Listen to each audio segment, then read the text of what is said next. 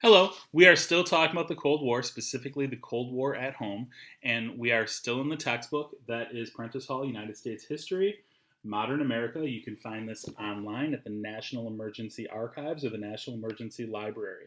So today we are going to talk about spy cases that worried Americans. Two sensational spy trials drew the nation's attention to the threat posed by communist agents working to subvert the United States. The accused in the two cases could not have been more different. Alger Hiss had been educated at Johns Hopkins University and Harvard Law School. Julius and Ethel Rosenberg were from the poor Lower East Side of Manhattan. Although Hiss and the Rosenbergs never met, their crimes and their trials have linked them in the public's imagination. Whittaker Chambers accuses Alger Hiss. Until 1948, Alger Hiss's career seemed flawless. A seemingly dedicated government servant, Hiss had worked on several important New Deal agencies and helped to organize the United Nations, but a man named Whittaker Chambers disrupted Hiss's image. As a young man, Chambers had become a communist espionage agent, but Chambers later turned against communism because of the brutality of Stalin's rule.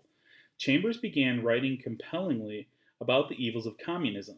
In 1948, he testified before HUAC about his communist past and named Alger Hiss as one of his contacts in the federal government.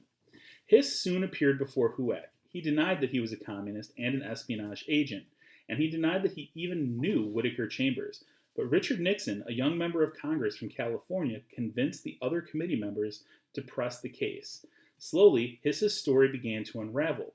Chambers proved that he did know Hiss and that Hiss had even given him confidential government documents. Chambers had even kept a microfilm copy of some of these documents, storing them in a hollowed out pumpkin on his Maryland farm. Hiss was tried for perjury. The first trial ended in a hung jury. At his second trial, he was found guilty and sentenced to 5 years in prison. Even after his conviction, many Americans continued to believe that Hiss was innocent. However, as years passed, the evidence grew overwhelmingly against him. The fact that someone as influential as Hiss was a communist agent raised serious concerns. The Hiss case had another unexpected effect. The congressional hearings thrust Richard Nixon into the national spotlight. In 1952, he was named Eisenhower's running mate and would later become president. The Rosenbergs are executed. Nothing created more concern about international security than the charge that some Americans had helped the Soviets build an atomic bomb. The case began when a scientist named Klaus Fuchs was charged with sending atomic secrets to the Soviet Union. The investigation against Fuchs ultimately led to the arrest of Ethel and Julius Rosenberg in 1950. The Rosenbergs were charged with conspiring to pass secret information about nuclear science to Soviet agents.